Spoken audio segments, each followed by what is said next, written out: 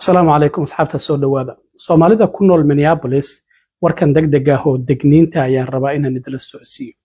maalinta beri ah kooxaha cunsuriyiinta ah waxay rabaan mudaharaad muslimiinta iyo Soomaalida looga soo horjeedo ciidamada ICE howlgallada ay ka wadaan Minneapolis iyo St. Paul lagu taageerayo inuu ka dhaco magaalada Minneapolis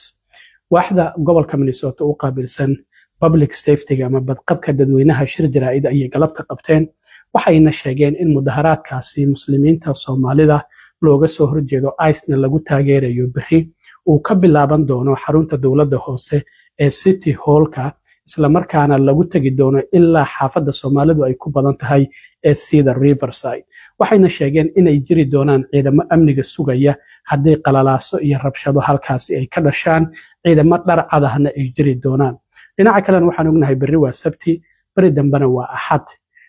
waa maalmaha shaqada dadku ay ka nasanayeen mudaharaadyadii kale oo ICE lagu dalbanayay inay isaga baxaan gobolka Minnesota gaar ahaan magaalooyinka St. Paul iyo Minneapolisna waa uu jira marka labada dhinac kuwa ICE taageersan iyo kuwa ICE ka soo horjeeda haddii ay iska hor yimaadaan halkaasi rabshado ayaa ka dhici kara marka arrintaasi ayaa waxay tahay arrinta laga digayo oo dadka Soomaalida ah uga digayo arrintaasi bari ayay jirtaa hal laga digtoonaado wax kasta ayaa dhici kara waan ognahay maamulka Trump waxay doonayaan in rabshado intay dhacaan oo Trump ciidamada militariga shalay sidii uu ku hanjabay xeerka Insurrection Act ama xeerka kacdoonka inuu adeegsado kadibna ciidamo militari ah uu keeno inkastoo gudoomiyaha gobolka iyo waliba waaxda gobolka Minnesota badqabka dadweynaha ama public safety u qaabilsan ay yiraahdeen ciidamada heegan ayaan gelinay meelo kala duwan oo Minneapolis iyo St. Paul aan ka fogeen ayay joogaan haddii loo baahdo si ay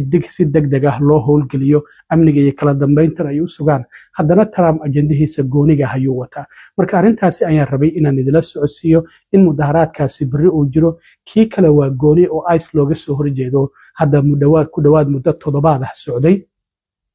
kan si gooni ah beri muslimiinta iyo Soomaalida looga soo horjeeda ICE-na waa lagu taageeraya kooxihii cunsuriyiinta ee maaga Trump taageersana ayaana soo qaban qaabiyay marka gobolka waa la isla degan yahay kaligiin ma deganidin arrintaasi ayaan rabay inaan la socodsiiyo goordhown waxa soo baxday in wasaaradda cadaaladda ay dacwad ku soo ogtay gudoomiyaha gobolka Minnesota Tim Walz iyo sidoo kalena ayna duqa magaalada ama maayarka magaalada Minneapolis oo ay leeyihiin howlgalladii ciidamada ICE wadeen ayay ka hor yimaadeen marka baaritaan ayaa lagu bilaabay in dacwad lagu soo oogana waa macquul gudoomiyaha gobolka Tim Walz-na isla markiiba uu ka soo jawaabay wuxuu yiri arrintan horey Trump siyaasiyiin fara badan oo isaga ka soo horjeeday ayuu dacwada ugu soo ogay haddana inaga ayay nagu timid marka in ay hub ahaan loo isticmaalo wasaaradda cadaaladda isla markaana loo hanjabo siyaasiyiinta ka soo horjeeda waa waxyaabo looga bartay hogaamiyaasha kaliya taliyaasha marka sidaasi ayuu yiri waxaanu sheegay in eedeymaha loo soo jeedinayo iska difaaci doonaan marka arrintaasi ayaa jirto mudaharaadkaasi beri